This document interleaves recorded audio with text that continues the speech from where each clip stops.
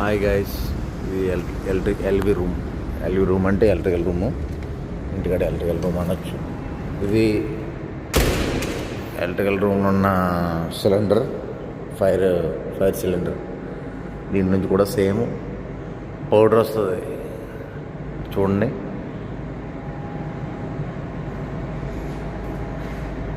మొత్తం మ్యాప్ దానికి ఎక్కడ ఏ ఫ్లోర్లోకి వెళ్తుంది ఏంటి టోటల్గా మ్యాప్ వేసి ఉంది కదా.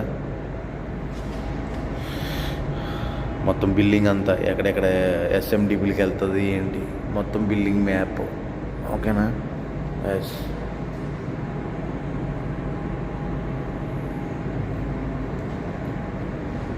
నేను చెప్పాను కదా ఈ ట్యాగ్ గురించి.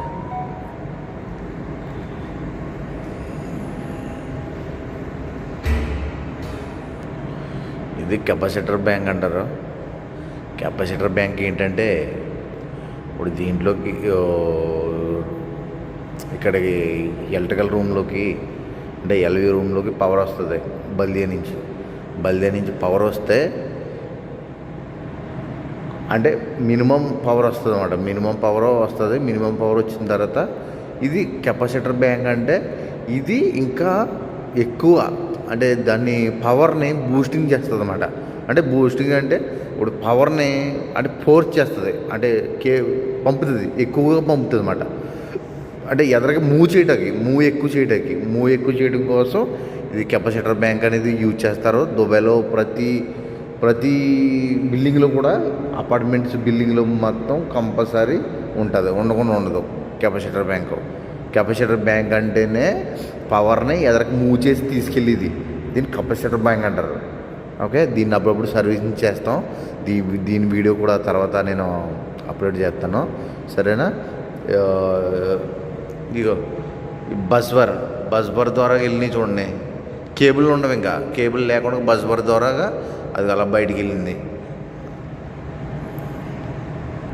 మేము డైలీ వస్తాం అన్నమాట. డైలీ వచ్చి ఇగో చెక్ లిస్ట్ చెక్ చేస్తాం. ఇవాళ 24వ తారీఖు కదా, ఇవాళ 24వ తారీఖు అది టిక్ చేశాడు మా వాడు.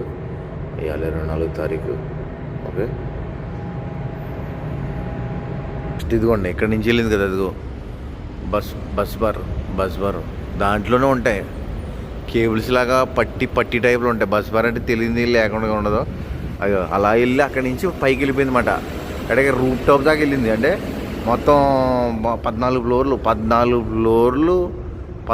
ఫ్లోర్లు దాకా వెళ్ళింది పైకి. మొత్తం 14 ఫ్లోర్ల దాకా వెళ్ళింది. అక్కడి నుంచి కేబుల్ వెళ్ళింది అంతే. నేను అది కూడా